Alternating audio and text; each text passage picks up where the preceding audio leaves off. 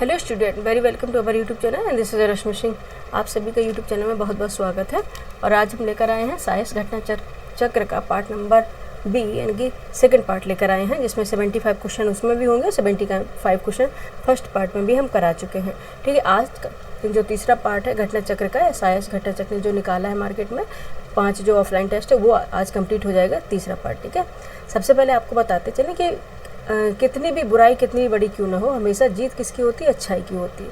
इसलिए विजयदशमी के पावन पर्व पर आप सभी को विजयदशमी की हार्दिक शुभकामनाएं।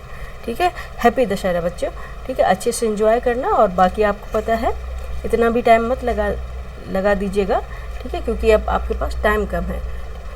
जैसे कि मैंने पहले कहा था, हम टेस्ट पूरे कंप्लीट करा देंगे, आपका रिवीजन हो जाएगा, क्विक रिवीजन हो जाएगा। उसके बाद 10-15 मिनट की हम वीडियो लेकर आएंगे। ठीक है, जिसमें सभी सब्जेक्ट होंगे।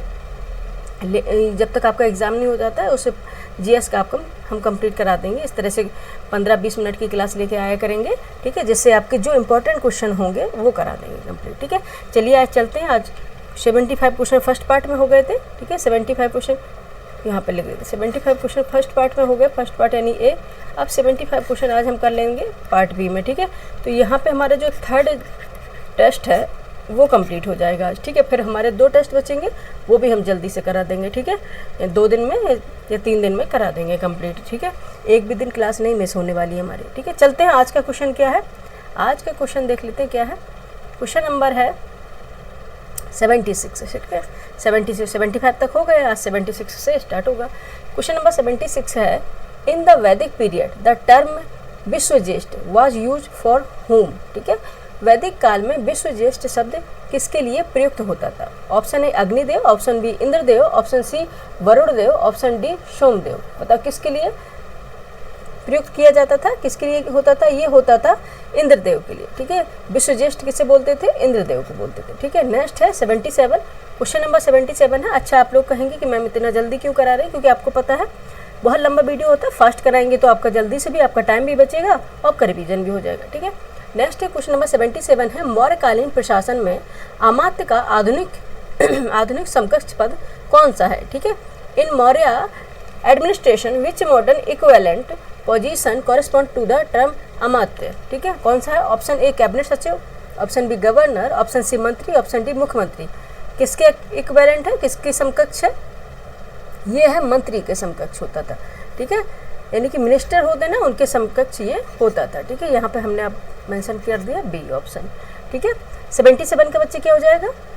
मंत्री, ऑप्शन सी हो जाएगा। ठीक है, नेक्स्ट चलेंगे क्वेश्चन नंबर 78। क्वेश्चन नंबर 78 है, अर्धनारीश्वर मूर्ति में आधा शिव तथा आधा पार्वती प्रतीक है। In the Ardhanarishvara icon half Shiva and half Parvati symbolise. Option A पुरुष और नारी का योग, union of male and female. Option B देवता और देवी का योग, option B union of god and goddess. Option C है देव और उसकी शक्ति का योग, ऑप्शन सी है union of deity and his power, option D है उपयुक्त किसी का नहीं, नन ऑफ द अबव। बताइए क्या हो जाएगा?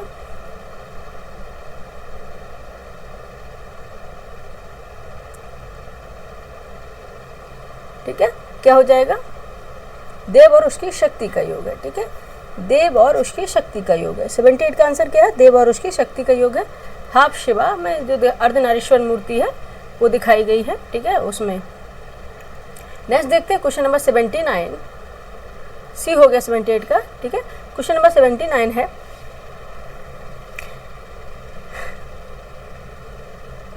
The Rajatarangini composed by Kalhana is related to which of the following. ठीक है, वॉइस थोड़ी मिच मैच आएगी आपको, वॉइस थोड़ी अलग सुनाई देगी, तो वो एक्चुअली मुझे कोल्ड है इसलिए लग रहा है। ठीक है, तो क्वेश्चन में क्या पूछा गया था? कल्हड़ द्वारा रचित राजतरंगिणी निम्नलिखित में से किससे संबंधित है? ठीक है, the Rajatarangini composed by Kalhana is related to which of the following.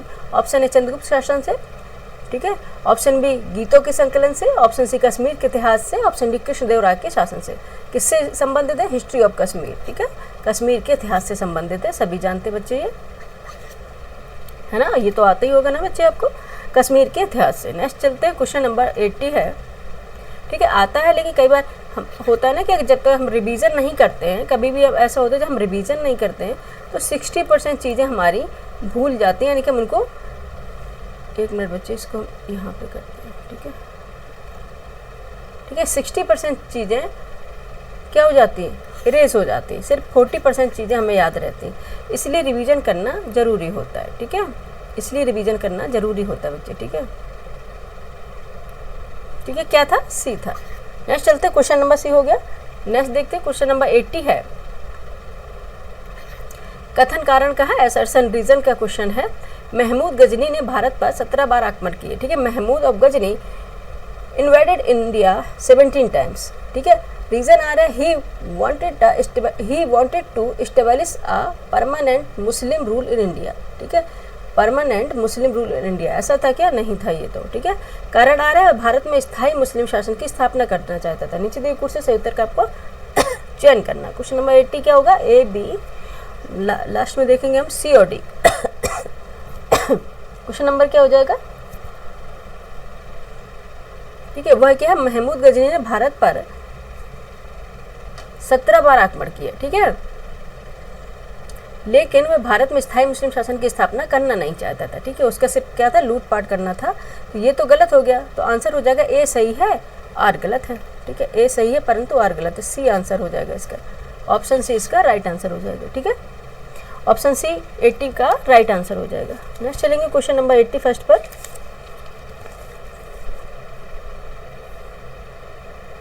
ठीक है, सी हो गया राइट आंसर। नेक्स्ट चलेंगे 81।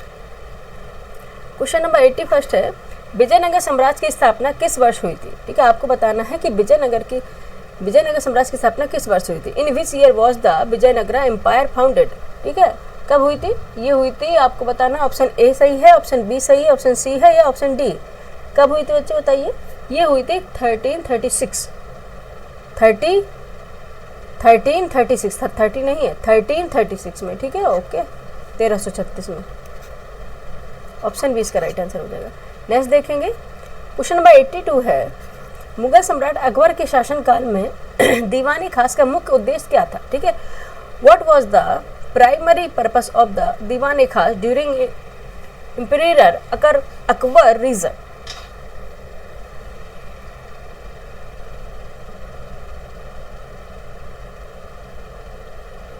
ठीक है, क्या था ये। ऑप्शन ए है hearing judicial cases, option B है receiving foreign envoys, option C है secret state deliberation, option D है रिलीजियस डिबेट्स एंड डिस्कशंस। बताइए क्या आंसर था। ऑप्शन ए न्यायिक मामलों की सुनवाई, ऑप्शन बी विदेशी दूतों का स्वागत, ऑप्शन सी है गुप्त राज की विचार विमर्श, ऑप्शन डी है धार्मिक बहस और चर्चा। 82 का आंसर बताइए क्या था, गुप्त राज की विचार विमर्श के लिए, ठीक है, सीक्रेट स्टेट डेलिब्रेटेशन, ठीक है, डेलिब्रेटेशन, ऑप्शन सी राइट आंसर हो गया।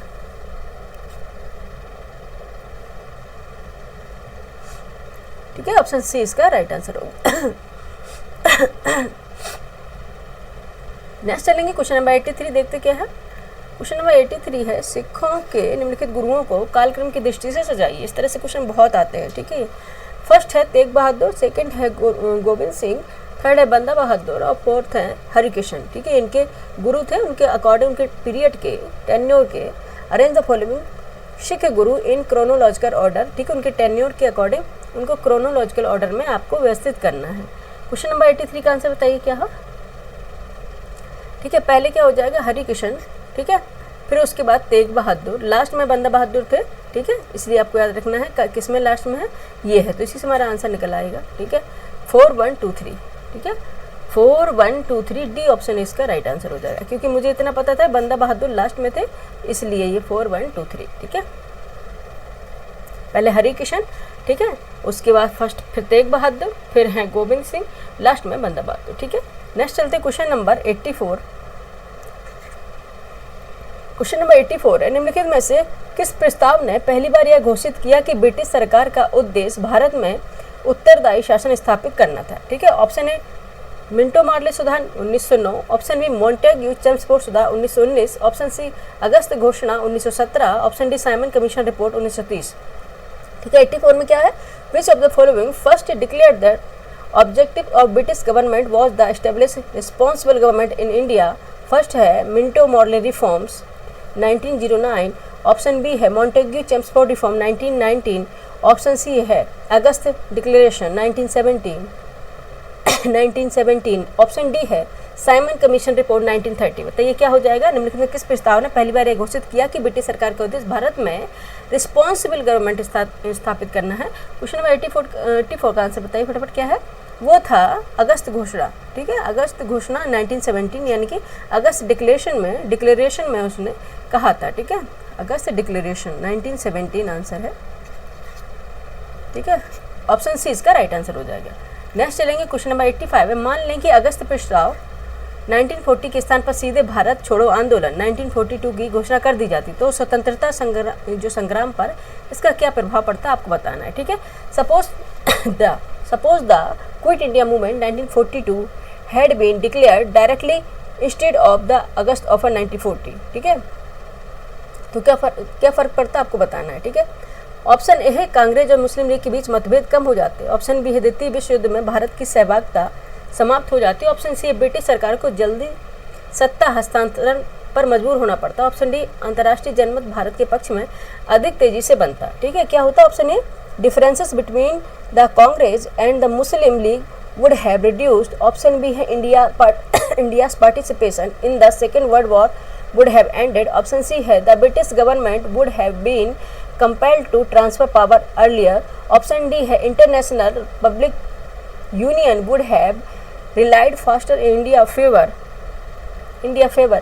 ऑप्शन 86, हाँ ठीक डी तक ये है, ये तो क्वेश्चन पढ़ रहे थे, ठीक है। तो बताइए आंसर क्या हो जाएगा कि कांग्रेस और मुस्लिम लीग के मतभेद कम हो जाते हैं, ठीक है। ऐसा होता तो जो कांग्रेस है और मुस्लिम लीग में जो मतभेद हुए हैं वो कम हो जाते हैं। ऑप्शन ए राइट आंसर होगा, ठीक है। 85 का आंसर ए हो गया, ठीक है, यहाँ पे ये नहीं होगा, ठीक है। नेक्स्ट चलेंगे क्वेश्चन नंबर 86। क्वेश्चन नंबर 86 है इल्बर्ट विल कंट्रोवर्सी 1883 का मुख्य कारण क्या था, ठीक। What was the main reason for the Ilbert bill controversy of 1883। Option A भारतीय मजदूर को मतदान का अधिकार देना। ऑप्शन बी भारतीय न्यायाधीशों को यूरोपीय अभियुक्तों पर न्यायिक अधिकार देना। ऑप्शन सी किसानों को भूमि का स्वामित्व प्रदान करना। ऑप्शन डी भारतीय प्रेस पर सेंसरशिप लगाना, ठीक है। क्या था granting voting right to Indian workers. Option B है ग्रांटिंग इंडियन जजेस judicial authority over European offenders. Option C है granting land over ownership of farmers. Option D है imposing censorship of the Indian press. बताइए क्या हो जाएगा answer. ये था भारतीय न्यायाधीशों को यूरोपीय अभियुक्तों पर न्यायिक अधिकार देना, ठीक है, ठीक है। एक्सप्लेनेशन अभी नहीं करा पा रहे बच्चे, क्योंकि अब आप जानते ना ये इसमें 75 क्वेश्चन कराने हैं, तो फिर कितना लंबा वीडियो हो जाएगा बच्चे। आपको परेशानी तो होगी ही, हम तो पढ़ा लेंगे, हमें कोई दिक्कत नहीं, लेकिन आपके पास भी टाइम नहीं है, ठीक है। क्वेश्चन नंबर 87 है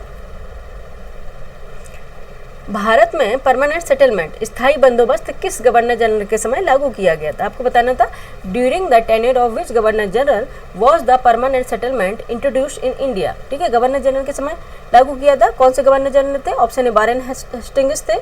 ऑप्शन बी लॉर्ड वेलेस्ली थे। ऑप्शन सी लॉर्ड कॉर्नवालिस थे या फिर लॉर्ड डलहौजी थे। बताइए, ठीक है, कौन से थे। लॉर्ड कॉर्नवालिस थे, ठीक है। लॉर्ड कॉर्नवालिस के समय पे ये लाया गया था, कौन सा परमानेंट सेटलमेंट, ठीक है, समय ये लागू किया गया था। ऑप्शन सी इसका राइट आंसर हो गया। नेक्स्ट चलेंगे क्वेश्चन नंबर 88।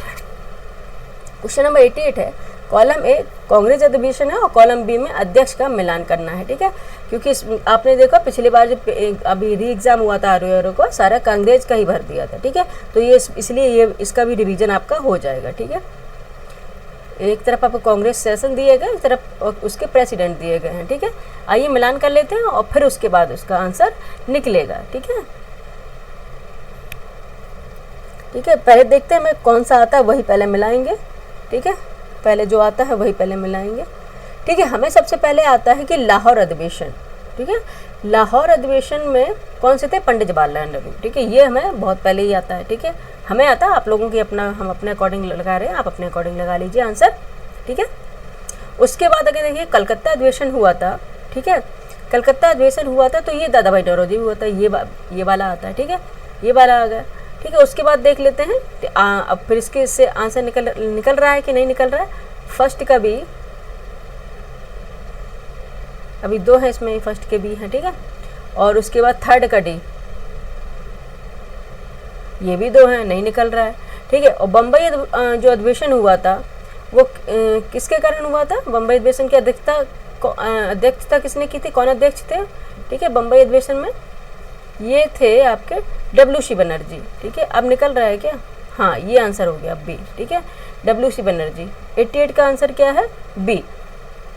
और लखनऊ अधिवेशन है, लखनऊ अधिवेशन 1916 में हुआ था, इनकी अध्यक्षता की थी AC मजूमदार ने, ठीक है, ठीक है, ये आंसर है। आप देखेंगे कलकत्ता अधिवेशन हुआ था, दादाभाई नौरोजी, कलकत्ता 1906 में जो कांग्रेस का अधिवेशन हुआ था वो उसकी अध्यक्षता करी थी दादाभाई नौरोजी ने। और 1916 में जो लखनऊ में हुआ था उसकी अध्यक्ष थे AC मजूमदार। और 1929 में जो लाहौर में हुआ था उनके अध्यक्ष थे पंडित जवाहरलाल नेहरू। और 1885 बम्बई में हुआ था, उनके अध्यक्ष थे WC बनर्जी, ठीक है। तो ऑप्शन हमारा बी हो जाएगा राइट आंसर।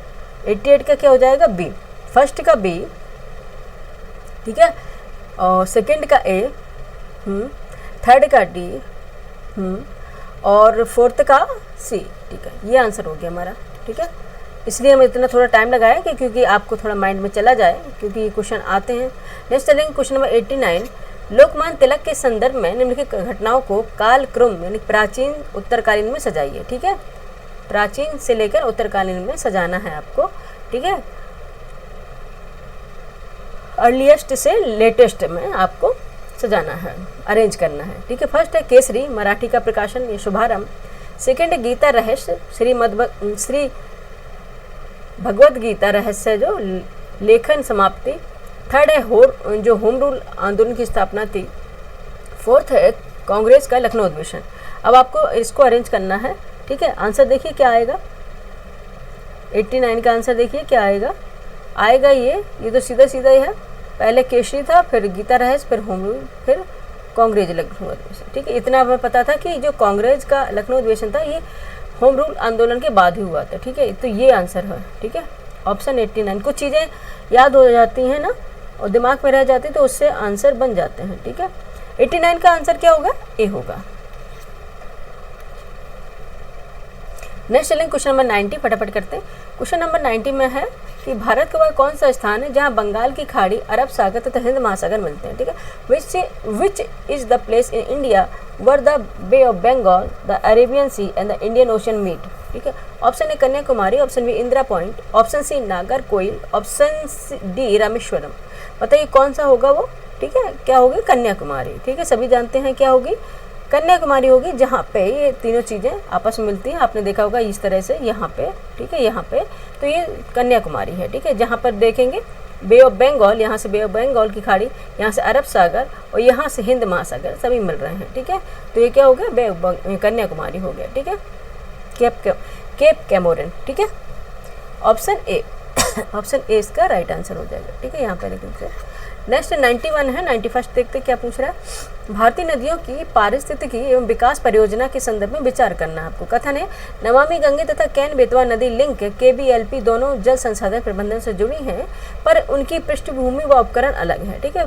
प्रश्न, यदि आप नीति विशेषज्ञ हों तो इन दोनों में साझा चुनौती के रूप में सबसे उपयुक्त विकल्प कौन सा होगा, आपको बताना है, ठीक है। क्या होगा उसमें? ये है ऑप्शन ए ही इसका राइट आंसर है। बहुउद्देशीय जल उपयोग, सिंचाई, पेयजल, जल विद्युत एवं अंतर प्रवाह के मध्य शुष्क अल्प प्रवाह काल में पारिस्थितिकी प्रवाह, इकोलॉजिकल फ्लो तथा आधार प्रवाह को अनुकूली एवं बेसिन स्तरीय प्रबंधन द्वारा सुनिश्चित करना, ठीक है। ये इसका तो हिंदी का तो वर्जन ही समझ में नहीं आ रहा था, ठीक है। Ensuring ecological flow and base flow during dry, ठीक है। ये ऑप्शन ए इसका राइट आंसर है, ठीक है। नेक्स्ट चलते हैं, इतना ये इंपॉर्टेंट भी नहीं है। नेक्स्ट चलते हैं क्वेश्चन नंबर, ये बाकी पढ़ने की कोई मतलब नहीं, पहले से आंसर निकला है। नेक्स्ट चलते हैं क्वेश्चन नंबर 92 है। अभी कथन ये है, एक तरफ असर्शन एक तरफ रीजन का क्वेश्चन है। असर्शन ए है प्रारंभिक खेती के आधुनिक वैज्ञानिक खेती में रूपांतर में हरित क्रांति की तकनीकी की महत्वपूर्ण भूमिका रही है, ठीक है। कारण है इसमें सामाजिक और पर्यावरणीय लागत सम्मिलित नहीं होते, ठीक है। आपको बताना है असर्शन ए है the technology of the green revolution played an important role in the transformation from traditional farming to modern scientific farming, ठीक है। रीजन आर है it does not include social and environmental cost, ठीक है, environmental cost होती ना value, ठीक है। तो आपको बताना है कि इसमें कौन सा आंसर सही होगा। क्या इसमें सामाजिक पर्यावरणीय लागत सम्मिलित नहीं होते हैं? होते हैं भाई, होते हैं, तो ये तो गलत हो गया ना फिर, ठीक है। 92 का ये फिर गलत हो गया। आंसर क्या निकल के आएगा बताइए आप, 1 मिनट बच्चे, ठीक है। इसमें ए सही है परंतु आर गलत हो जाएगा फिर, ठीक है। ए सही है परंतु आर गलत हो जाएगा। A is correct but R is wrong, ठीक है। इसमें सामाजिक पर्यावरणीय लागत सम्मिलित नहीं होती, ये तो गलत है ना।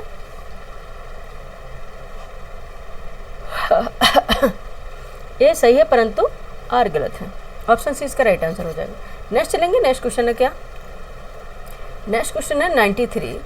निम्नलिखित युग्मों पर विचार करना है। एक तरफ तीर्थ स्थान है, दूसरी तरफ अवस्थिति है, ठीक है, तीर्थ स्थान, ठीक है, पिलग्रिमेज साइट एंड लोकेशन है, ठीक है। फर्स्ट है श्रीशैलम, सेकंड है ओंकारेश्वर, थर्ड है पुष्कर, ठीक। इसकी अवस्थिति में आपको उपयुक्त में से कौन से युग में सम्मिलित है ये आपको बताना है। इसमें वही कंसीडर फॉलोइंग पेयर है, ठीक है। एक तरफ पिलग्रिम साइट है, एक तरफ लोकेशन है, ये हिल्स हैं, और ये सारे श्रीशैलम ये वही नाम है जो इंग्लिश में होंगे वो हिंदी में है, ठीक है।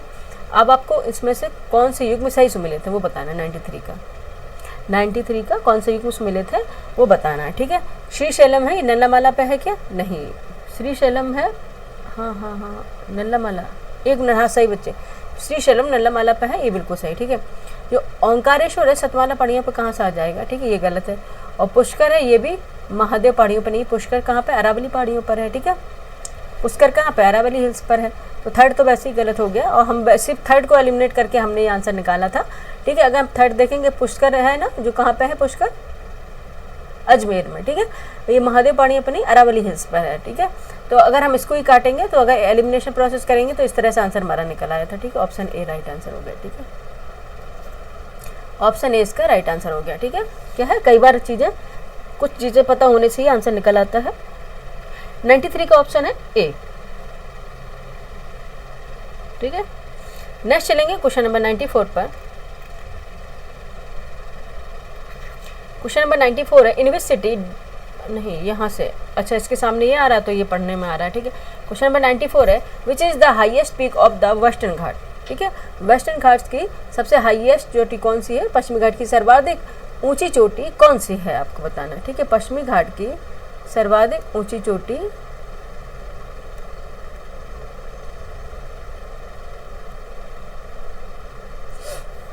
ये 94 है ना, यहाँ पे 94, ऑप्शन ए क्या था, ए था, ठीक है।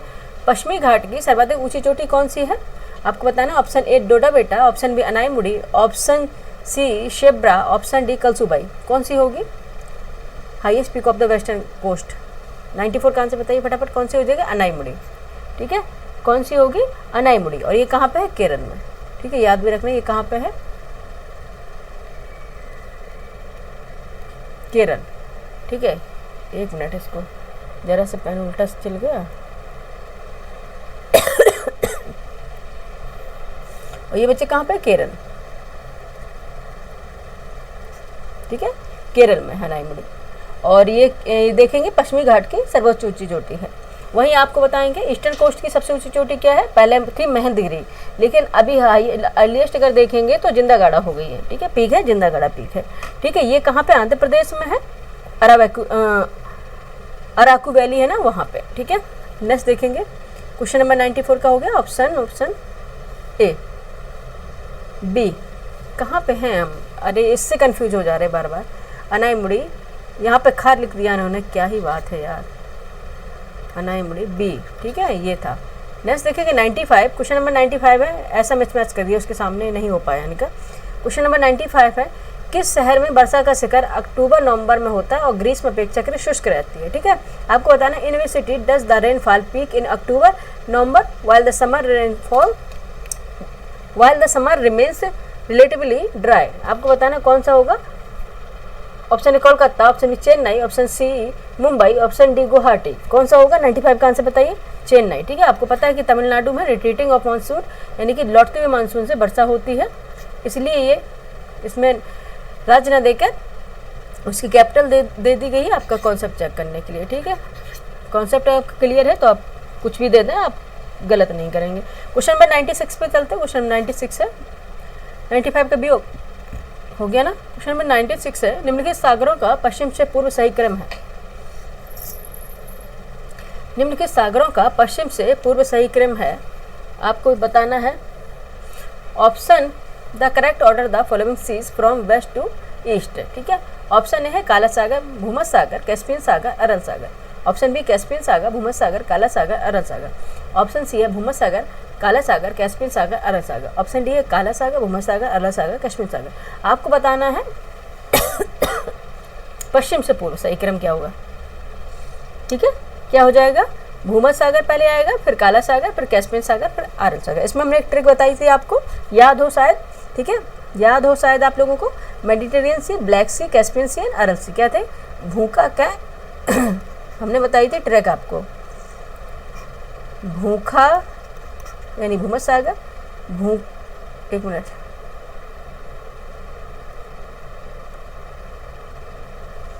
भूखा कै आ, ठीक है। ये ट्रिक बताई थी हमने, इसको याद करने की ट्रिक बताई थी। भूखा क्या क्या, भूखा क्या आ, भू से भूमध्य सागर हो गया, का से हो गया काला सागर, और कैसे कैस्पियन सागर, और आ से अरल सागर। यहाँ पे लिख दे रहे, ठीक है, भूमध्य सागर। इससे आपके कभी क्वेश्चन गलत नहीं होगा। ये भूमध्य सागर हो जाएगा, का से ये काला सागर हो गया, यहाँ पे लिख दे रहे काला सागर होगा। कैसे कैस्पियन हो गया, कैस्पियन हो गया, और आ से अरल हो गया, ठीक है। ये इसकी ट्रिक बताई थी हमने, भूखा के आ, ठीक है। तो ऑप्शन सी इसका राइट आंसर हो जाएगा ट्रिक, ठीक है। ऑप्शन सी इसका राइट आंसर हो गया। नेक्स्ट चलते हैं 97 पे, ठीक है। 97 है, match the state with the correspond, ठीक है, with the corresponding seas ocean system, ठीक है। जल डमरू मध्य समुद्री परिसरों का मिलान कीजिए, ठीक है। एक तरफ बॉस्फोरस है, डार्डेनल्स है, सुंड्रा है, जिब्राल्टर है। आपको इनको मिलाना है, तब जाके आपका आंसर निकलेगा, ठीक है। आज आपका कॉन्सेप्ट चेक हो जाएगा, ठीक है, आप कितने पढ़े हुए हैं, ठीक है, ठीक है। बॉस्फोरस कहाँ पे है, ये काला सागर है और मरमरा सागर, ठीक है। मरमरा सागर इसके बीच स्थित है, कौन सी जल डमरू मध्य कौन सी स्टेट है, बॉस्फोरस, ठीक है। और वहीं बात करते हैं डार्डेनल्स है, डार्डेनल्स है, ये मरमरा सागर और जो एजियन सागर है, ये हमने सब पढ़ाई हैं, ठीक है, उसके मध्य स्थित है, ठीक है। सुंडा है, ये सबको जानता है, जो सुंडा स्टेट है ये हिंद महासागर और जावा सागर में है, ठीक है, ठीक है। और वहीं जिब्राल्टर तो अटलांटिक और भूमध्य सागर के मध्य स्थित है, अटलांटिक एवं भूमध्य सागर के मध्य जिब्राल्टर है, ठीक है। देखेंगे जहाँ पे वो अटलांटिक और भूमध्य सागर के मध्य जिब्राल्टर, आप देखेंगे कि अफ्रीका और यूरोप को अलग करती है, ठीक है, ये जिब्राल्टर है। तो आंसर क्या हो जाएगा, 2 1 3 4, 2 1 3 4। ऑप्शन ए इसका राइट आंसर हो जाएगा, ठीक है। ऑप्शन ए इसका राइट आंसर हो जाएगा, ठीक है। अच्छा, इसका देखेंगे कैसे, आप हमेशा याद रखना, अगर भूल रहे हो बार बार देखेंगे। ये बीच में है, अभी आपको मैप देके बना देते हैं, ये बीच में है मरमरा सागर, ठीक है, मरमरा सागर है, ठीक है। एक अब इसके इधर साइड चलेंगे तो ये है ब्लैक सी, काला सागर, ठीक है। और इसके इस तरफ चलेंगे तो ये है एजियन सी,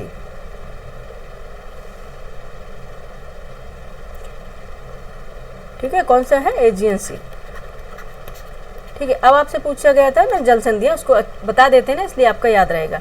ये पूर्व हो गया, ये पश्चिम हो गया, याद रखना है। ये पूर्व हो गया, ये पश्चिम होगा, ठीक है,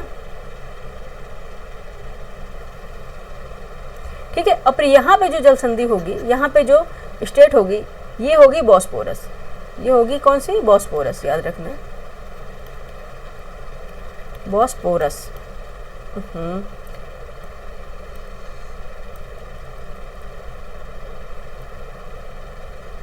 ठीक है, ये है,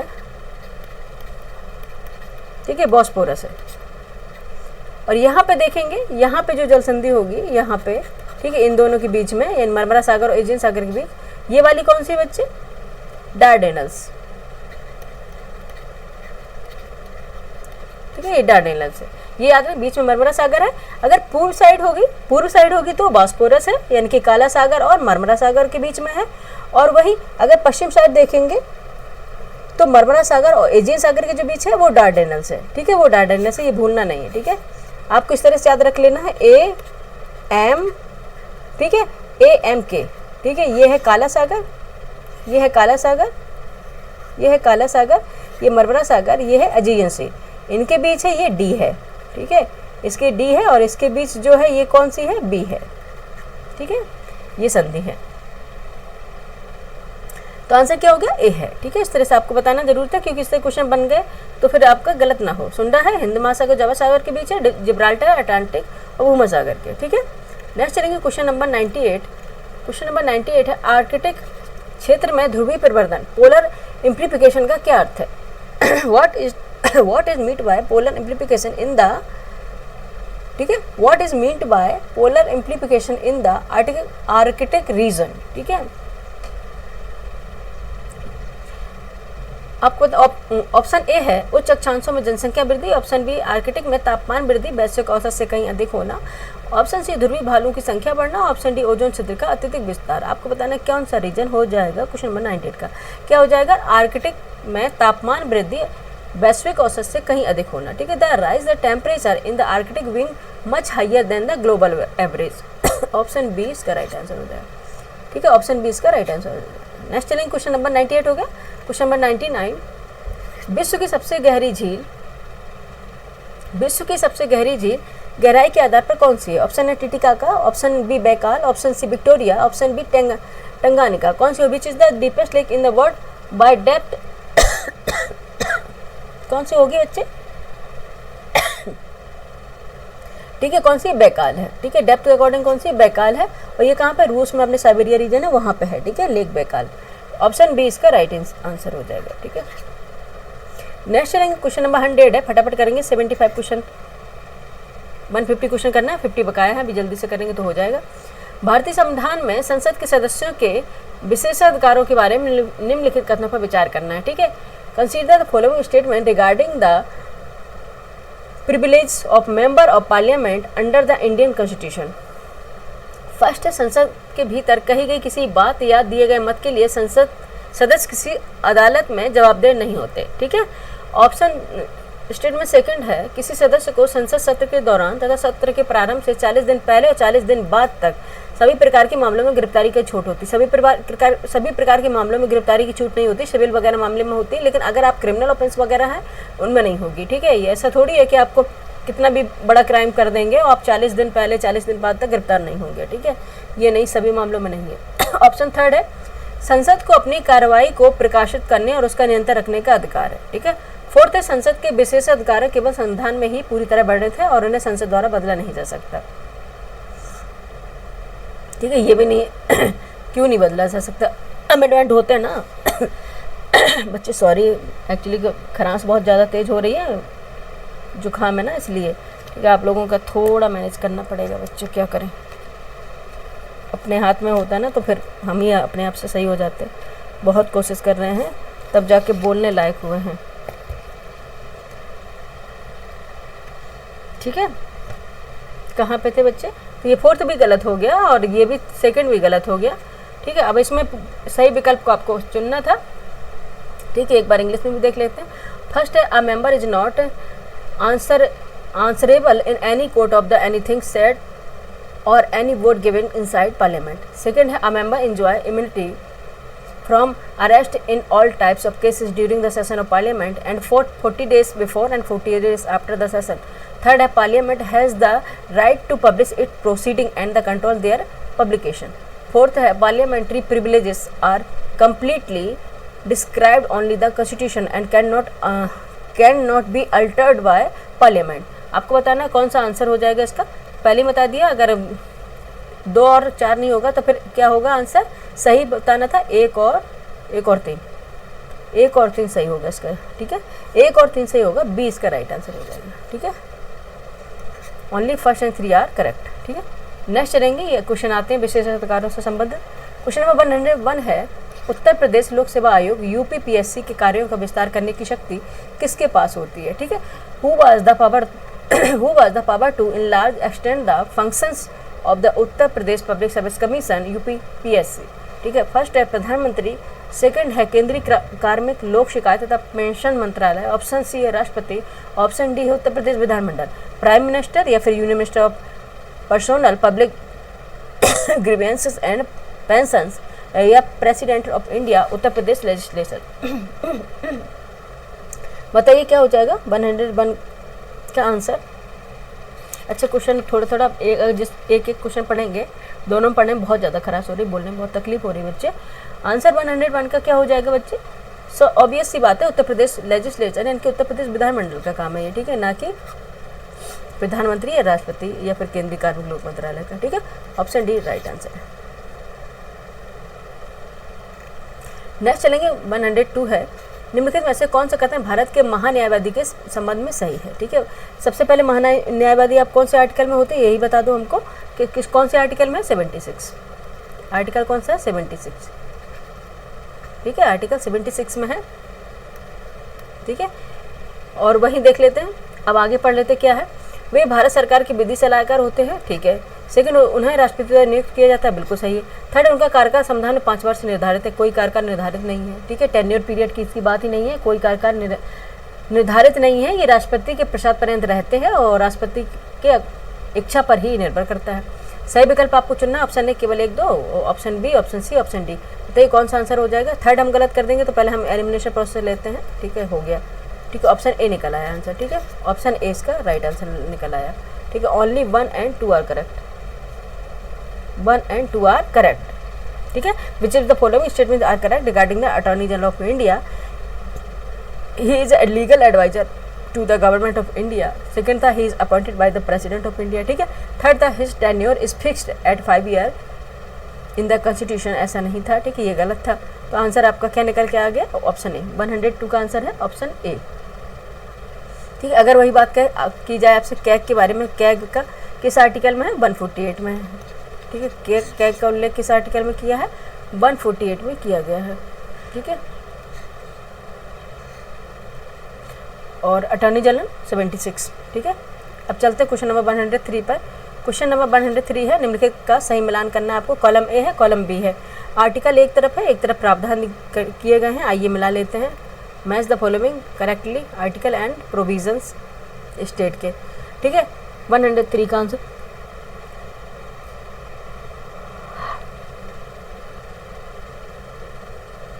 ठीक है। देखेंगे आर्टिकल 371B, ये किस में है, असम के लिए विशेष समिति का गठन, ठीक है, असम के लिए विशेष समिति का गठन है। तो वहीं देखेंगे अनुच्छेद 371F, ठीक है, ये है सिक्किम राज्य के लिए विशेष प्रावधान, ठीक है। वहीं देखेंगे अनुच्छेद 371H, ठीक है, ये है अरुणाचल प्रदेश के राज्यपाल को विधायी शक्तियाँ, ठीक है। वहीं देखेंगे क्वेश्चन नंबर 4 में दिया गया है अनुच्छेद 371J, ये है कर्नाटक के हैदराबाद या कर्नाटक क्षेत्र के लिए विशेष प्रावधान, ठीक है। तो आंसर क्या हो जाएगा, फर्स्ट का सी, फर्स्ट का सी, 2 का ए, 3 का डी और ये 4 का सी। देखेंगे किसमें, फर्स्ट का सी, 2 का ए, 3 का डी, 4 का ए हो गया, 3 का डी हो गया,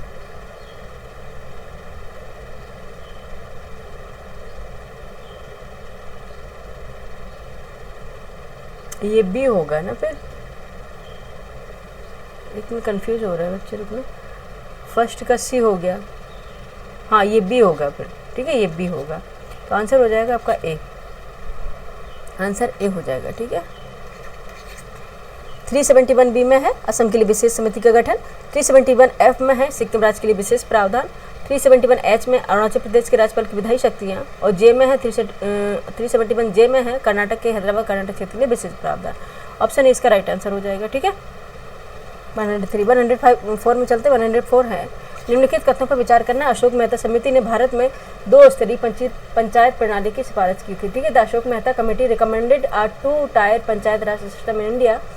सेकेंड है, this committee recommended given constitutional status to panchayat and encourage the open participation of political parties in them. ठीक है, आपको बताना सही इसमें कौन सा है। सेकेंड में क्या था, इस समिति ने पंचायतों को संवैधानिक दर्जा देने और उनमें राजनीतिक दलों के खुले सहभाग को प्रोत्साहित करने की सिफारिश की थी। सही विकल्प चुने, कौन सा होगा, ए बी सी डी में कौन सा होगा। क्वेश्चन नंबर 104 का ये दोनों ही सही है। ठीक है, 2 टायर जो पंचायती राज सिस्टम की सिफारिश अशोक मेहता समिति द्वारा की गई थी। ठीक है, और सेकेंड में जो इन्होंने संवैधानिक दर्जा देने की भी बात कही थी, तो दोनों ही सही, ऑप्शन सी राइट आंसर हो जाएगा। ठीक है, नेक्स्ट चलेंगे, क्वेश्चन नंबर 105 है, राज्यसभा द्वारा संविधान के अनुच्छेद 249 के अंतर्गत पारित संकल्प जिसके द्वारा संसद को राज्य सूची के विषय पर राष्ट्रीय हित में विधि निर्मित करने का अधिकार दिया गया हो प्रबद्ध होता है। ठीक है, a resolution passed by the Rajya Sabha under Article 249 of the Constitution by which Parliament is the empowered to legislate on a matter in the state list in the national interest remain to force 4. ठीक है, not more than 6 months, not more than 2 years, not more than 1 year for an unlimited period. ठीक है, आपको बताना 6 माह से अधिक नहीं, 2 वर्ष से अधिक नहीं, 1 वर्ष से अधिक नहीं, असीमित काल तक। 105 का आंसर बताइए क्या हो जाएगा। 1 वर्ष से अधिक नहीं होगा ये। ठीक है, एक बार में 1 वर्ष से अधिक नहीं होगा, option C right answer. Next चलेंगे, क्वेश्चन नंबर 106 है, किसी राज्य में राज्यपाल की नियुक्ति संविधान के किस अनुच्छेद के तहत होती है। Article 153, article 154, article 155, article 156। राज्यपाल की नियुक्ति किसके तहत होती है बच्चे, 155 के तहत। ठीक है, आर्टिकल 155 में बताया गया है, option C right answer. Next चलेंगे 107, क्वेश्चन नंबर 107 है, भारत की प्रभुता, एकता, अखंडता की रक्षा करें और उसे अक्षुण्ण रखें, यह ओपन किस में किया गया है। ठीक है, the provision of the safeguard and preserve the sovereignty, unity and integrity of India is included in which of the following. First है preamble of the constitution, second है directive principle of state policy, DPSPs में है, third में fundamental rights में है या फिर fundamental duties में। सभी जानते हैं किसमें है, फंडामेंटल ड्यूटीज में दिया गया है। ठीक है, ऑप्शन क्या हो जाएगा, डी राइट आंसर हो जाएगा। नेक्स्ट चलेंगे, क्वेश्चन नंबर 108, क्वेश्चन नंबर 108 देखते क्या बोल रहा है। 2 वाक्य दिए गए हैं, पहले को कथन ए और दूसरे को आर कहा गया है। अभिकथन ए है, मंत्रिपरिषद भारतीय लोकतांत्रिक प्रणाली का वास्तविक कार्यपाल का अंग है क्योंकि उसे लोकसभा के प्रति सामूहिक उत्तरदायित्व प्रदान किया गया है। कारण आर दिया गया, संविधान के अनुच्छेद 75(3) में स्पष्ट रूप से कहा गया है कि मंत्रिपरिषद सामूहिक रूप से संसद के दोनों सदनों लोकसभा और राज्यसभा के प्रति जिम्मेदार होती है। कौन सा विकल्प इसमें सही होगा आपको बताना है, ए, बी, सी और डी। ठीक है, आपको कौन सा बताना है, कौन सा सही होगा। इंग्लिश में देखो, आपका रीड कर देते हैं। 2 statements are given below, the first of assertion A है, सेकेंड रीजन है, असर्शन ए है, the council of minister is the real executive organ of the Indian democratic system because it is the collectively responsible to the Lok Sabha. Reason R है, article 75 clause 3 of the constitution constitution explicitly states the council of minister is collectively responsible both house of parliament either the Lok Sabha and the Rajya Sabha. ठीक है, which is the following correct आपको बताना है। ठीक है, आपको ये तो सही है कि मंत्रिपरिषद लोकतंत्र प्रणाली के वास्तविक कार्यपाल का अंग है, उसे लोकसभा के प्रति सामूहिक रूप से उत्तरदायित्व माना जाता है, बिल्कुल सही। लेकिन इसमें कहा है संसद मंत्री, इसमें कहा गया है आर्टिकल 75 में कि लोकसभा और राज्यसभा के प्रति जिम्मेदार नहीं, सिर्फ लोकसभा के प्रति जिम्मेदार है, राज्यसभा के प्रति नहीं है। तो आर गलत हो गया आपका, केवल ए सही है, आर गलत है, सी ऑप्शन हो जाएगा। ए सही है, केवल ए सही है, आर गलत है, ऑप्शन सी इसका राइट हो जाएगा। ठीक है, ऑप्शन सी राइट हो जाएगा। नेक्स्ट चलेंगे, क्वेश्चन नंबर 109 है। क्वेश्चन नंबर 109 देखते क्या पूछ रहा है। निम्नलिखित कथनों पर आपको विचार करना है। फर्स्ट है, राज्य विधान परिषद एक स्थायी सदन है जिसे भंग नहीं किया जा सकता, लेकिन इसके 1/3 सदस्य हर 2 वर्ष में सेवानिवृत्त होते हैं। ठीक है, सेकंड में दिया गया है, अनुच्छेद 169 के अनुसार किसी राज्य में विधान परिषद का गठन या समाप्ति केवल राज्यपाल की सिफारिश और राष्ट्रपति की स्वीकृति से की जा सकती है। ठीक है, अब आपको बताना ऊपर दिए कथनों में से कौन सा सही है, option A, option B, option C, option D. ठीक है, अब आपको बताना कौन सा सही होगा। ठीक है,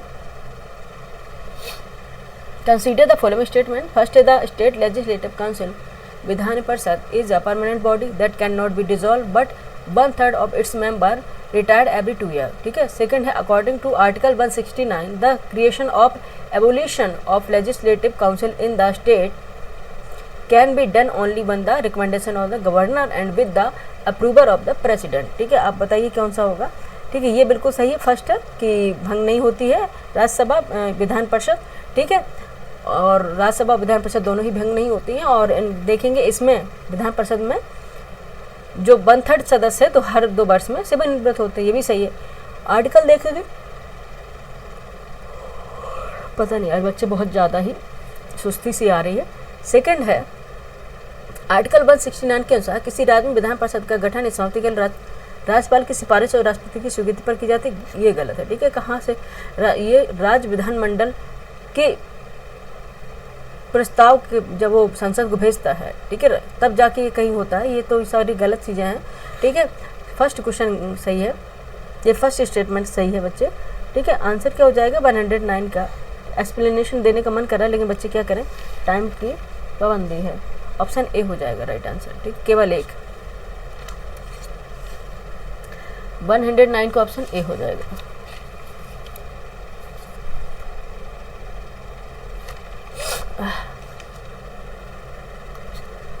नेक्स्ट चलते क्वेश्चन नंबर 110 पर। निम्नलिखित में से कौन से कथन उच्च न्यायालय के बारे में सही है? आपको बताना कौन से कथन उच्च न्यायालय के बारे में सही है। फर्स्ट है उच्च न्यायालय के न्यायाधीश का वेतन संसद द्वारा निर्धारित किया जाता है, उसे किसी भी समय संसद साधारण बहुमत से घटा सकती है। सेकंड है उच्च न्यायालय की स्थापना संविधान के अनुच्छेद 214 में की गई है। थर्ड है उच्च न्यायालयों का रिट जारी करने का अधिकार अनुच्छेद 226 में वर्णित है। फोर्थ है उच्च न्यायालय का मुख्य न्यायाधीश केवल संसद की विशेष बहुमत द्वारा हटाया जा सकता है। सही विकल्प आपको चुनने हैं, बताइए कौन से सही होंगे।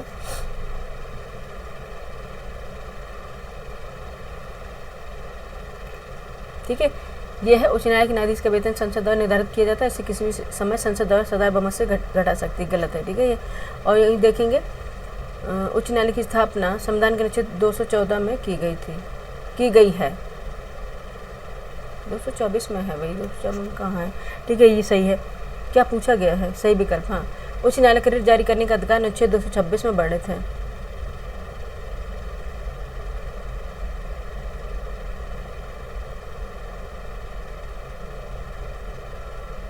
हाँ, ये तो सही है। ठीक है, और फोर्थ है उच्च न्यायालय के मुख्य न्यायाधीश केवल संसद के विशेष बहुमत द्वारा हटाया जा सकता है, नहीं, ये भी गलत है।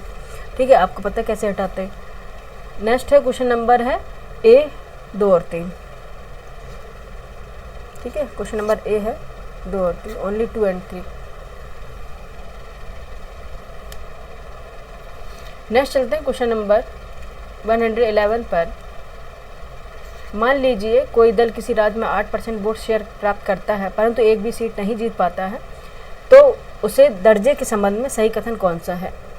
ठीक है, उसके दर्जे के संबंध में सही कथन वह है स्वतः राजदल बन जाएगा। बी है उसे राजदल की मान्यता तभी मिलेगी जब उसने कम से कम 2 सीटें जीती हों, वह केवल पंजीकृत दल रहेगा, राजदल नहीं।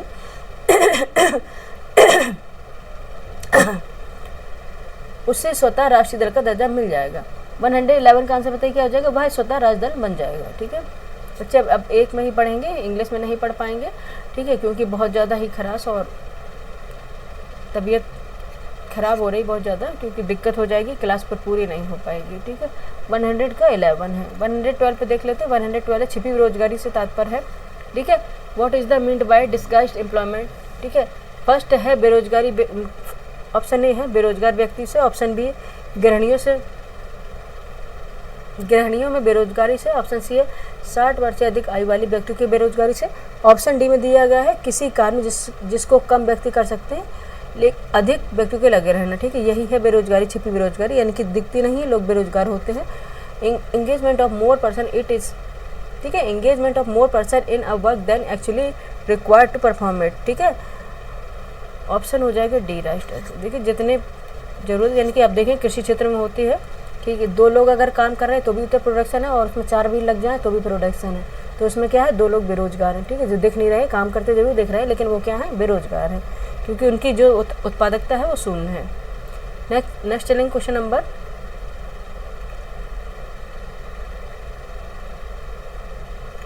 क्वेश्चन नंबर 13 है। 113 भारतीय अर्थव्यवस्था के संदर्भ में निम्नलिखित युग्मों पर विचार कीजिए। पद है, एक तरफ सर्वयुक्त वर्णन है, ठीक है। टर्म है, मोस्ट अप्रोप्रिएट डिस्क्रिप्शन दिए गए हैं। अच्छा, फर्स्ट है मेल्ट डाउन, सेकेंड है मंदी रिसेशन, थर्ड है स्लो डाउन, ठीक है। आपको इसमें कौन सी युग्म सही है आपको बताना है। 113 का आंसर बताइए, ठीक है। मेल्ट डाउन होता है स्टॉक कीमतों की गिरावट, ठीक है, ये सही है, ठीक है। वहीं मंदी रिसेशन समृद्धि दर की गिरावट नहीं है। स्लो डाउन सकल घरेलू उत्पाद की गिरावट नहीं है, ठीक है। आंसर क्या हो जाएगा, केवल एक, ठीक है, ये राइट आंसर हो जाएगा। नेक्स्ट चलेंगे 113 से 114। भारत में राजकोषीय घाटा फिस्कल डेफिसिट किसका घोतक है, ठीक है। ऑप्शन ए सरकार के कुल राजस्व व्यय और कुल पूंजीगत व्यय का अंतर। ऑप्शन बी सरकार के कुल व्यय और कुल राजस्व प्राप्तियों उधारी छोड़कर का अंतर। उत्तर सी, ऑप्शन सी है सरकार के कुल व्यय और कुल पूंजीगत प्राप्तियों का अंतर। ऑप्शन डी है कुल सार्वजनिक ऋण और निजी ऋण का अनुपात। 114 का आंसर बताइए क्या हो जाएगा, बी हो जाएगा, सरकार के कुल व्यय वो कुल राजस्व प्राप्तियों ने उधारी छोड़कर अंतर। Difference between government total expenditure and total revenue receipt excluding borrowing, ठीक है। ऑप्शन बी राइट आंसर हो जाएगा। धीरे धीरे थोड़ा करें आप लोग, वॉल्यूम बढ़ा के देख लीजिएगा बच्चे, क्योंकि जितना तेज बोलेंगे गले में बहुत तेज खराश होती है और फिर बोल ही नहीं पाता। क्वेश्चन नंबर 115 है, भारत में शैडो बैंकिंग शब्द का प्रयोग किसके लिए किया गया। शैडो बैंकिंग शब्द का प्रयोग किसके लिए किया गया। Option A NBFC, option B सहकारी बैंक, ऑप्शन सी भुगतान बैंक, ऑप्शन डी छोटे वित्त बैंक। किसके लिए किया गया है एनबीएफसी का प्रयोग। भारत में शैडो बैंकिंग शब्द का प्रयोग किसके लिए किया गया, एनबीएफसी के लिए, ठीक है।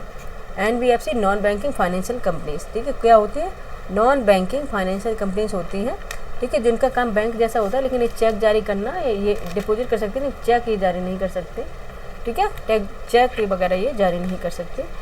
तो ये क्या होती है, एनबीएफसी बैंकों जैसी होती है, इसलिए बोलते हैं शैडो बैंक है, ठीक है। पर बैंक का जो काम होता है जैसे चेक जारी करना, एटीएम लगाना और ये सब बनाना, ये इनके काम नहीं होता, ठीक है। ये डिपॉजिट कर सकती हैं। ऑप्शन ए राइट आंसर है, ठीक है। कौन एनबीएफसीएस क्या होती है, नॉन बैंकिंग फाइनेंशियल कंपनीज होती है। नेक्स्ट चलिए क्वेश्चन नंबर 116 है, दोहा डेवलपमेंट राउंड किस संगठन की वार्ता है, ठीक है, आपको बताना है। Option A UNCTAD, option B IMF, option C WTO, option D OECD, ठीक है। The Doha development round persist in the negotiation of which organisation, ठीक है, ठीक है, कौन सा है, the Doha development round pertains to the negotiation of which organisation, ठीक है। 116 का आंसर बताइए क्या हो जाएगा, क्या होगा, WTO, ठीक है। तो संगठन की वार्ता है WTO की है, ठीक है। ऑप्शन हो जाएगा सी राइट आंसर। नेक्स्ट चलेंगे 117, पेड़ पौधे एवं जंतुओं की सर्वाधिक विविधता विशेषता है। पेड़ पौधे एवं जंतुओं की सर्वाधिक विविधता विशेषता है, ठीक है। The greatest diversity of plant and animal is a characteristic feature of. Option A शीतोष्णकटिबंधीय पर्वतीय वन, ऑप्शन बी उष्णकटिबंधीय आर्द्र वन, ऑप्शन सी सवाना घास के मैदान, ऑप्शन डी शीतोष्णकटिबंधीय घास के मैदान, ठीक है। ऑप्शन में दिया है temperate deciduous forest, option B में दिया था tropical moist forest, option C में सवाना ग्रासलैंड, ऑप्शन डी में दिया है टेम्परेट ग्रासलैंड। किसकी विशेषता है, पेड़ पौधे में जंतुओं की सर्वाधिक जो विविधता पाई जाएगी वह कहाँ पाई जाएगी, यह है उष्णकटिबंधीय आर्द्र वन की, ठीक है, किसके, ट्रॉपिकल मोस्ट फॉरेस्ट की। नेक्स्ट चलेंगे क्वेश्चन नंबर 118 है, राष्ट्रीय वन नीति 1952 के अनुसार निम्नलिखित में से कौन सा वन का संवर्ग नहीं है। According the national forest policy 1952 which of the following is not category of forest, कौन किसे फॉरेस्ट के अंतर्गत नहीं माना जाएगा। ऑप्शन ए राष्ट्रीय वन, ऑप्शन बी राष्ट्रीय उद्यान, ऑप्शन सी संरक्षित one, option D gram one. कौन सा नहीं माना जाएगा, नेशनल पार्क नहीं माने जाएंगे, ठीक है, राष्ट्रीय उद्यान नहीं माने जाएंगे, ठीक है, राष्ट्रीय उद्यान नहीं माने जाएंगे, तो बी इसका राइट आंसर हो जाएगा। नेक्स्ट चलेंगे क्वेश्चन नंबर 119, निम्नलिखित में से कौन से वन अनुसंधान केंद्रों तथा उनके स्थानों की जोड़ी सही रूप से मेल खाती है, आपको बताना है। 1 2 3 4 ये स्टेटमेंट दिए गए, देख लेते हैं। पारिस्थितिकी पुनर्वास हेतु वन अनुसंधान केंद्र प्रयागराज, आजीविका विस्तार हेतु वन अनुसंधान केंद्र शिलांग, कौशल विकास हेतु वन अनुसंधान केंद्र भोपाल, तटीय परिस्थिति तंत्र हेतु वन अनुसंधान केंद्र विशाखापट्टनम। आपको कौन कौन से इसमें मैच है देख लेते हैं। एक तो मैच ये है परिस्थितिकी पुनर्वास हेतु वन अनुसंधान केंद्र प्रयागराज में है और तटीय पारिस्थितिकी तंत्र हेतु वन अनुसंधान केंद्र विशाखापट्टनम में। तो कौन सा हो जाएगा आंसर 1 और 4, ऑप्शन बी इसका राइट आंसर हो जाएगा। ठीक है, ऑप्शन बी इसका राइट आंसर हो जाएगा। नेक्स्ट चलेंगे 120 पर। ठीक है, 120 है निम्नलिखित वैज्ञानिकों को उनके प्रमुख योगदान से मिलाइए। ठीक है, प्रमुख योगदान से मिलाइए। ठीक है, एक तरफ उनके साइंटिस्ट हैं, उनके कंट्रीब्यूशन है कौन कौन से वो आपको मिलाने हैं। आइए मिला लेते।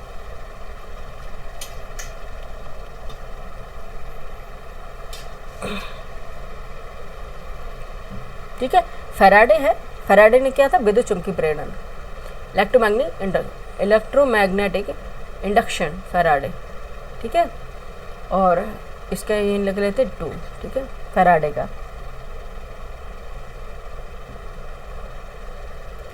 और हर्ट्ज रेडियो तरंगों का निर्माण। मैक्सवेल प्रकाश व विद्युत चुंबकीय सिद्धांत दिया था। ठीक है, मैक्सवेल ने। 3rd, आइंस्टीन सभी जानते हैं प्रकाश विद्युत प्रभाव यानी कि फोटो इलेक्ट्रिक इफेक्ट। 2431 ये इसका राइट आंसर होगा। ठीक है,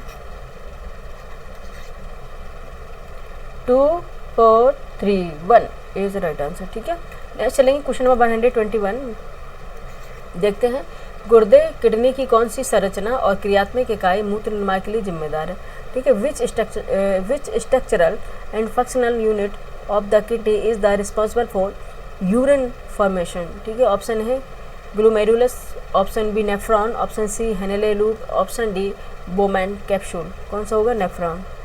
ठीक है, नेफ्रॉन होगा ऑप्शन बी। कई बार आए घुमा के पूछ लिया, पैसे हमेशा पूछते थे किडनी की पहली इकाई यानी कि फर्स्ट इकाई किसे बोलते हैं, नेफ्रॉन को। नेक्स्ट देखेंगे 122 है निम्नलिखित में से कौन सी प्रक्रिया नियत तापमान कांस्टेंट टेम्परेचर पर होती है। Which is following process takes place at a constant temperature. ठीक है, ऑप्शन ए बर्फ का पिघलना, ऑप्शन बी पानी का 25 डिग्री सेंटीग्रेड से 55 डिग्री सेंटीग्रेड तक 50 डिग्री सेंटीग्रेड तक गर्म करना, ऑप्शन सी 90 डिग्री सेंटीग्रेड पर भाप का पानी में ठंडा होना, ऑप्शन डी में बर्फ को -10 डिग्री सेंटीग्रेड से 0 डिग्री सेंटीग्रेड तक गर्म करना। क्या होगा, बर्फ का पिघलना। ठीक है, melting of ice, option A इसका राइट आंसर हो जाएगा। ठीक है, नेक्स्ट चलेंगे क्वेश्चन नंबर 123। निम्नलिखित में से कौन सी एक सदिश राशि वेक्टर क्वांटिटी है। ठीक, वेक्टर क्वांटिटी है। ठीक है, ऑप्शन ए वेग है, ऑप्शन कार्य है, ऑप्शन त्वरण है, ऑप्शन ऊर्जा है। बताइए कौन सा होगा, त्वरण, एक्सीलरेशन। ठीक है, त्वरण होगी जो सदिश राशि, ऑप्शन सी। नेक्स्ट चलेंगे क्वेश्चन नंबर 124। 25 डिग्री सेंटीग्रेड पर शुद्ध जल का पीएच कितना होगा, 1, बी में 7, सी में 14, डी में 0। क्या होगा, 7 होगा। ठीक है, एक बार 24 का आंसर क्या हो जाए, बी हो जाएगा। नेक्स्ट चलेंगे 125। यदि एक लंबा मटर का पौधा कैपिटल टी को एक छोटे मटर के पौधे स्मॉल टी के साथ क्रॉस किया जाए तो F1 पीढ़ी में सभी संतति होगी। देखेंगे if a tall P plant is crossed with a short pea plant then is the F1 generation all offspring will be। क्या होगा, ऑप्शन ए लंबी टॉल, ऑप्शन बी छोटी शॉर्ट, ऑप्शन सी मध्यम ऊंचाई वाली मीडियम हाइट, ऑप्शन डी आधी लंबी आधी छोटी हाफ टॉल हाफ शॉर्ट। क्या हो जाएगा बच्चे, सभी जो निकलेंगी वो होंगी, क्या होगी,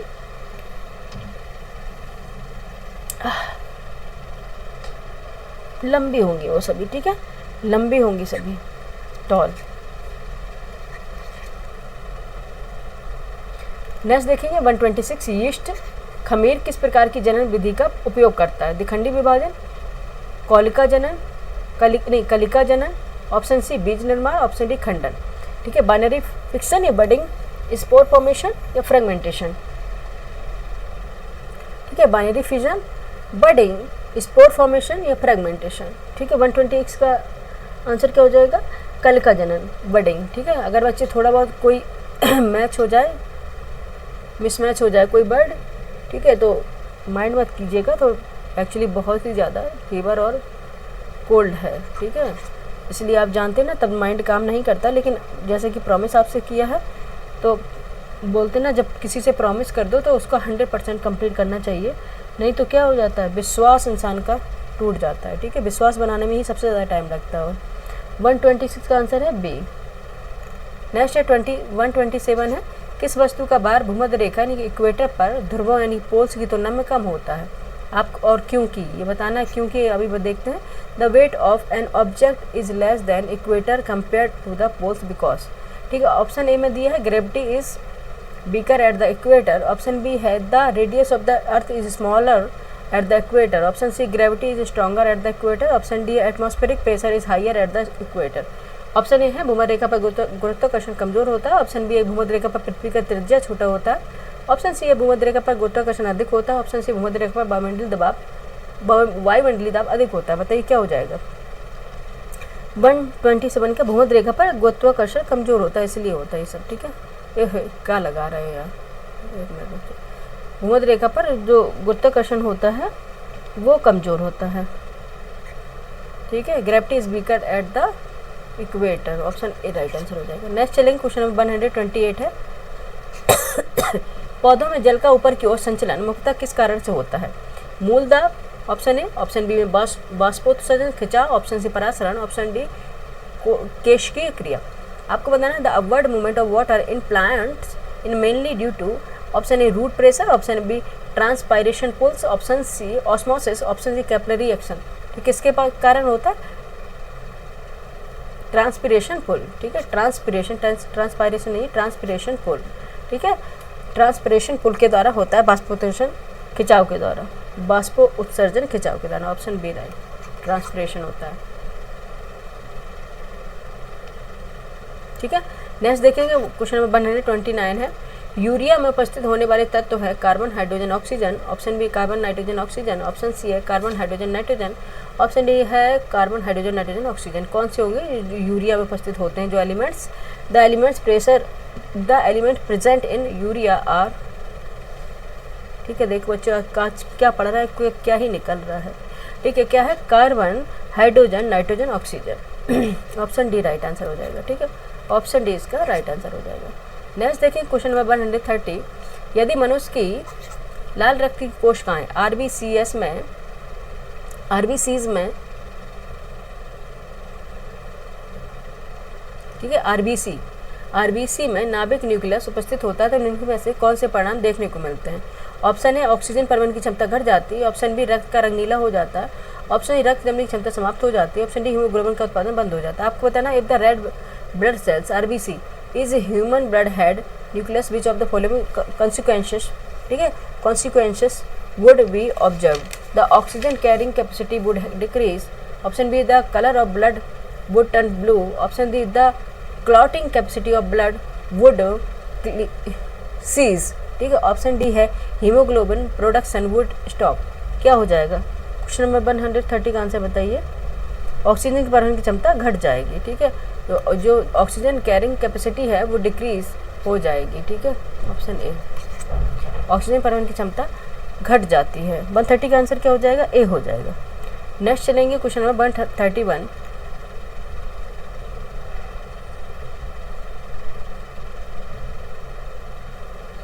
राष्ट्रीय खेल नीति 2025 खेलो इंडिया नीति 2025 के बारे में निम्नलिखित कथनों पर आपको विचार करना है। फर्स्ट है यह 2011 की राष्ट्रीय खेल नीति का स्थान लेती है। ठीक है, सेकंड है एनएसपी 2025 का एक प्रमुख स्तंभ है आर्थिक विकास हेतु खेल। ऑप्शन थर्ड स्टेटमेंट में दिया है नीति में बढ़ती प्रौद्योगिकियों एआई एवं डाटा एनालिटिक्स के उपयोग पर बल दिया गया है। फोर्थ में है एनएसपी 2025 केवल केंद्र सरकार की योजना पर केंद्रित है, राज्यों की इसमें कोई भूमिका नहीं है।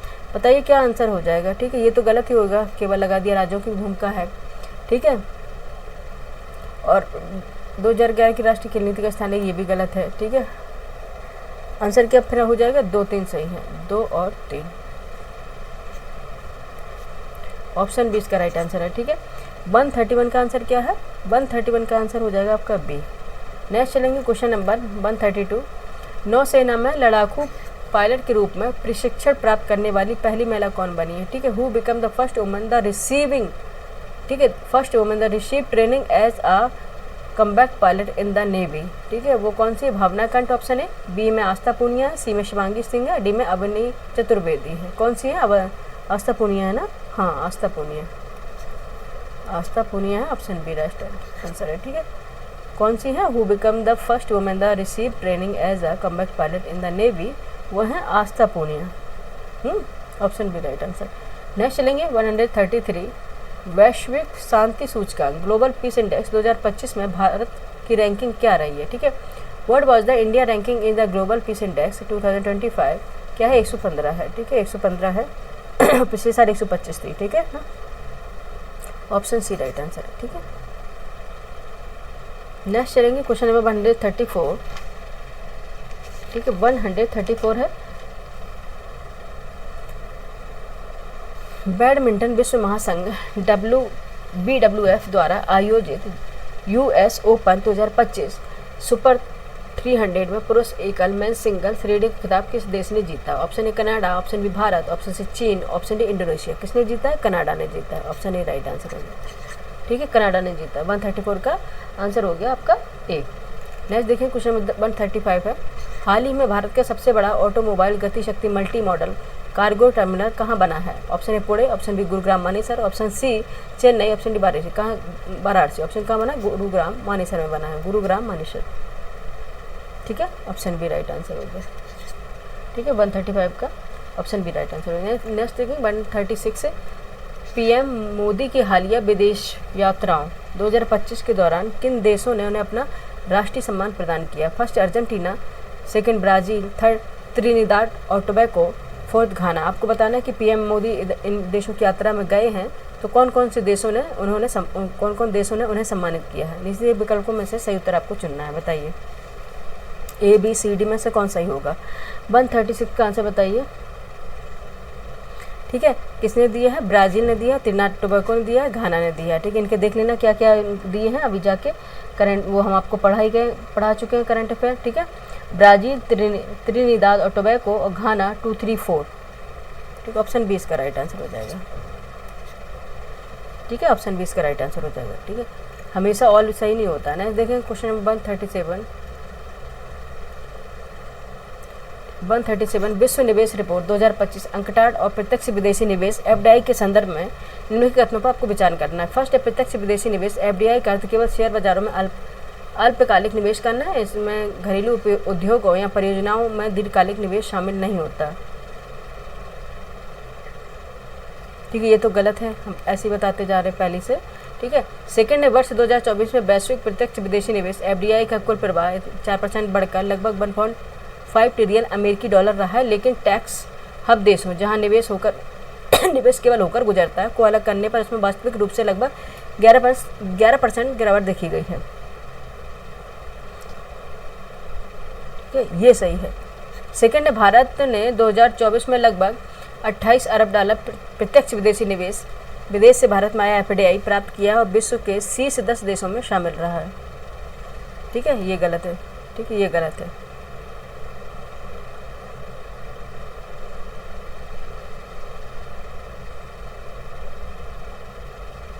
ठीक है, नेक्स्ट है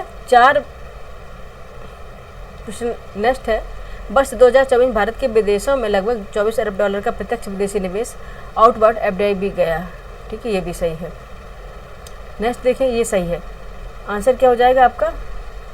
2, 3 तो गलत ही निकले हैं, नहीं 2 तो सही है, तीसरा गलत है, फर्स्ट गलत है, ये भी गलत हो जाएगा, इसमें फर्स्ट है, ये भी गलत हो जाएगा, और तीसरा गलत है तो ये भी हो जाएगा, ठीक है। तो ऑप्शन क्या हो जाएगा? बी हो जाएगा, ऑप्शन बी इसका राइट आंसर हो जाएगा, ठीक है, ऑप्शन बी इसका राइट आंसर हो जाएगा।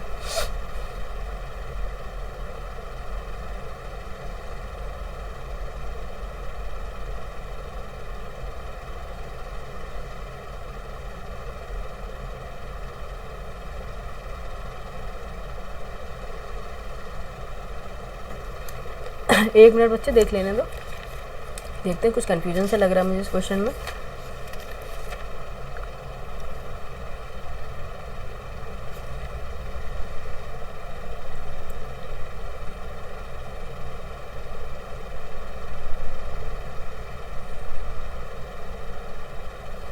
हाँ ठीक है, 130 137 का बी हो गया, ठीक है। नेक्स्ट चलेंगे, बस ये और देख लीजिएगा आप लोग कि जो एफडीआई है उस रैंक में शीर्ष देशों में कौन सा स्थान रखता है, विश्व के शीर्ष देशों में कौन सा स्थान रखता है, ये आप लोग देख लीजिएगा एक बार, ठीक है। नेक्स्ट देखेंगे 138 है 70वें ब्रिक्स शिखर सम्मेलन 2025 का मुख्य विषय थीम क्या था। फर्स्ट ऑप्शन ए है वैश्विक दक्षिण के लिए तकनीकी सहयोग नवाचार। ऑप्शन बी है अधिक समावेशी और टिकाऊ शासन के लिए वैश्विक दक्षिण सहयोग को मजबूत बनाना। ऑप्शन सी है वैश्विक शांति और सुरक्षा हेतु बहुपक्षीय सहयोग। ऑप्शन डी है नवीन विकास बैंक के माध्यम से सतत विकास, ठीक है। What was the main theme of the 17th BRICS summit 2025,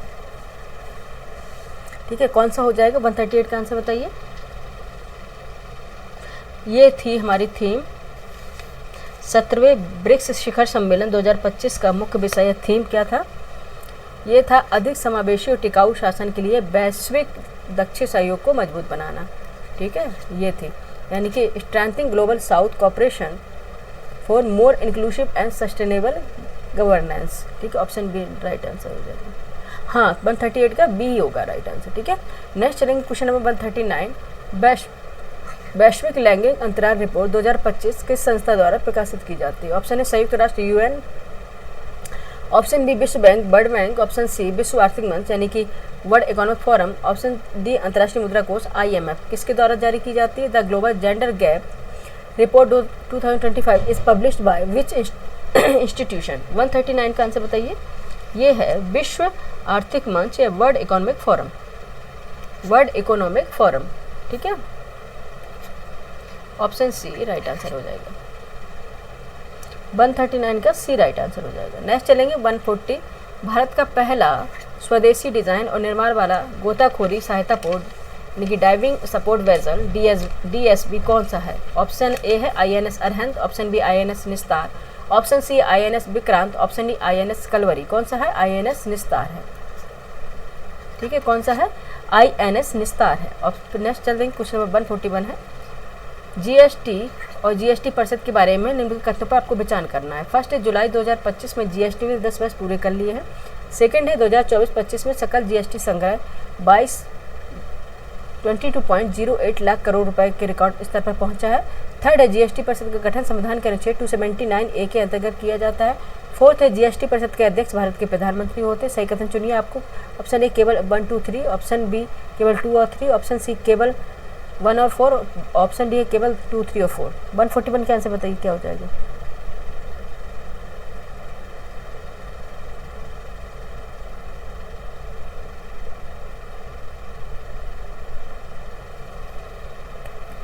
चलिए आंसर बताइए क्या हो जाएगा।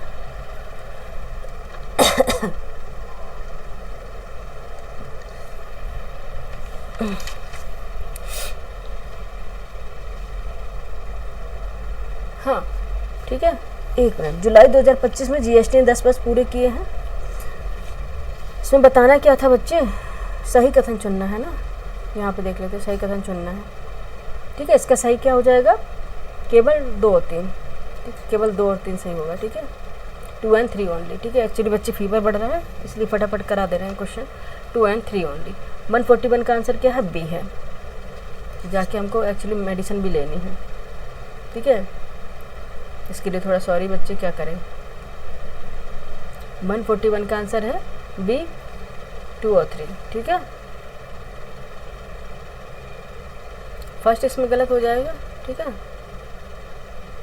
और फोर्थ भी गलत, प्रधानमंत्री नहीं होते इसके अध्यक्ष, ठीक है। तो 2 और 3 सही है, हो जाएगा आंसर। नेक्स्ट चलेंगे 142 है स्वतंत्रता के बाद पहली बार वर्ष 2025 में पूर्वोत्तर भारत की किस राज्य की राजधानी को भारतीय रेलवे नेटवर्क से जोड़ा गया है। Option A Kohima Nagaland, option B Aizawl Mizoram, option D Imphal Manipur, option D Shillong Meghalaya. किसको जोड़ा गया, आइजोल मिजोरम, ठीक है। Aizawl Mizoram, option B right answer. यानी स्वतंत्रता के बाद पहली बार वर्ष 2025 में पूर्वोत्तर भारत की किस राज्य की राजधानी को भारतीय रेलवे नेटवर्क से जोड़ा गया है, आइजोल को जोड़ा गया है, जो मिजोरम की है, सॉरी। नेक्स्ट चलते 143 है 72वीं मिस वर्ल्ड प्रतियोगिता 2025 के बारे में निम्नलिखित कथनों पर आपको विचार करना है। इसका आयोजन बैंकॉक थाईलैंड में किया गया। सेकेंड है, थाईलैंड की ओपल सुचाता चुआंगशारी ने यह जो खिताब है जीता है। थर्ड है, भारत की ओर से नंदिनी गुप्ता ने इसे प्रतिनिधित्व किया है।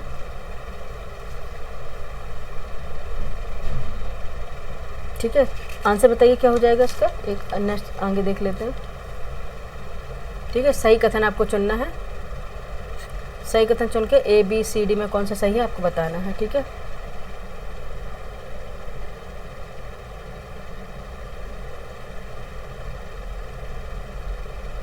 सही कथन चुनना। 72 मिस वर्ल्ड प्रतियोगिता 2025 के बारे में निम्नलिखित कथनों पर विचार करना है। ठीक है,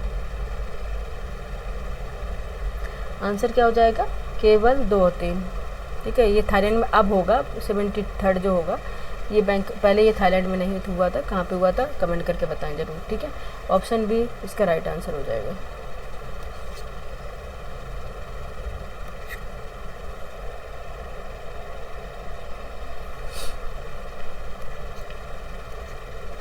ठीक है, ऑप्शन बी इसका राइट है। 143 का आंसर क्या हो जाएगा, 143 का आंसर हो जाएगा बी। नेक्स्ट चलेंगे क्वेश्चन नंबर 144। 144 हाल ही में नई दिल्ली में आयोजित एशियाई योगासन खेल चैंपियनशिप 2025 का शुभंकर क्या था। Option A Gajraj, option C Simha, option C Mayur, option C Nataraj. कहते हैं सिन्हा। ठीक है, ऑप्शन बी इसका राइट आंसर है। नेक्स्ट चलेंगे क्वेश्चन नंबर 145 है। बैसारन घाटी पहलगाम जहाँ हाल ही में आतंकी हमला हुआ किस नाम से प्रसिद्ध है। Option A mini Switzerland, option B valley of flowers, option C lake valley, option D इसकी कैपिटल ऑफ इंडिया। क्या है मिनी स्विट्जरलैंड। ठीक है, ऑप्शन ए राइट आंसर हो जाएगा। नेक्स्ट देखेंगे 146। निम्नलिखित में से कौन काशी विद्यापीठ के संस्थापक हैं। ऑप्शन ए पंडित मदन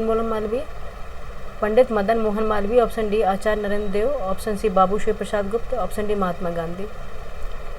कौन से थे, बाबू श्री प्रसाद गुप्त। ठीक है, ऑप्शन बाबू श्री प्रसाद गुप्त।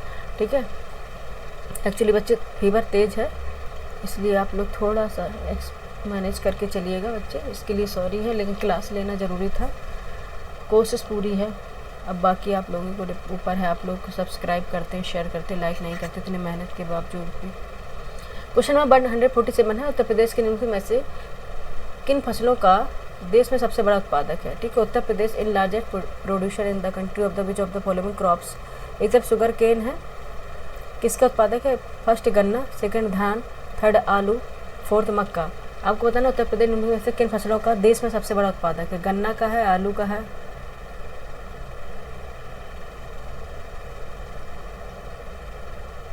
ठीक है, गन्ना का आलू का है तो फिर डी आ जाएगा, डी आंसर हो जाएगा। ठीक है, गन्ना आलू का।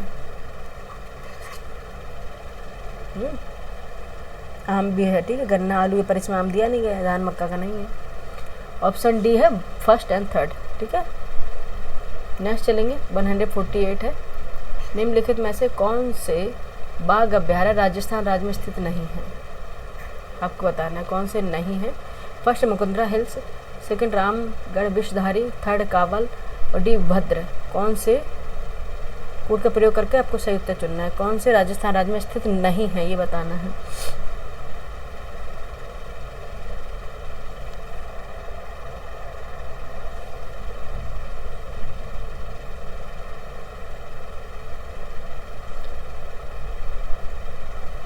ठीक है, कौन से नहीं होंगे।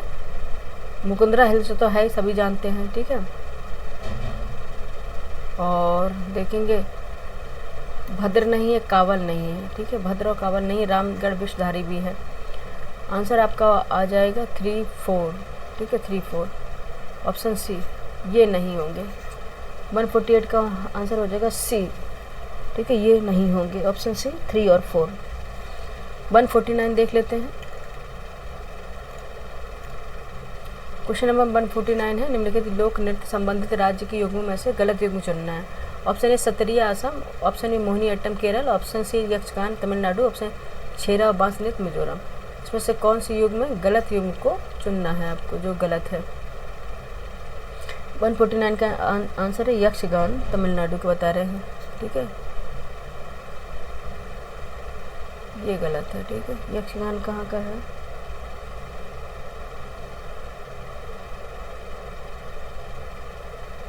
949 का आंसर क्या है? सी है, ठीक है। आप देख लीजिएगा, यक्षगान शायद तमिलनाडु का तो नहीं है, और मुझे अभी याद नहीं आ रहा है रिसेंटली कहाँ का है ये रही यक्षगान, ठीक है। एक बार देख लीजिएगा आप लोग हैं। क्वेश्चन नंबर 149 का है सी, यक्षगान। नेक्स्ट चलेंगे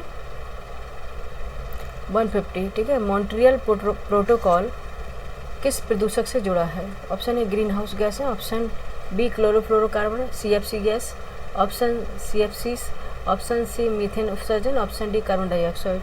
किससे जुड़ा है मॉन्ट्रियल प्रोटोकॉल? किस प्रदूषक से जुड़ा है? क्लोरोफ्लोरोकार्बन, CFC, ठीक है। ग्रीन हाउस गैस जो पैदा करते हैं। ऑप्शन बी राइट आंसर इसका, ठीक है। क्लोरोफ्लोरोकार्बन, CFC, ठीक है। यहाँ पे हमारे पूरे 50 क्वेश्चन कंप्लीट हो गए बच्चे, ठीक है। फीवर तेज है इसलिए आज क्लास में वॉल्यूम थोड़ी आपको कम लगेगी, वॉल्यूम तेज करके आप लोग देख लीजिएगा, ठीक है। ये आपको क्लास कैसी लगी कमेंट करके ज़रूर बताइए। इतनी मेहनत के बावजूद अब ना तो लाइक कर रहे हैं, ना सब्सक्राइब कर रहे हैं, ना शेयर कर रहे हैं बच्चे, ठीक है। बाकी हम क्वेश्चन आपकी ये कंप्लीट हो गया, कल लेकर आएंगे। तबीयत एक्चुअली अचानक से ख़राब हो रही है सुबह से ही, ठीक है। कल लेकर आएंगे हम 4th टेस्ट, फोर्थ टेस्ट कल लेके आएंगे, उसका पार्ट ए रहेगा, ठीक है। पार्ट बी बाद में करा देंगे उसके, और 2-3 दिन लगेंगे, हम 4 और 5 जो टेस्ट है वो कंप्लीट करा देंगे, ठीक है।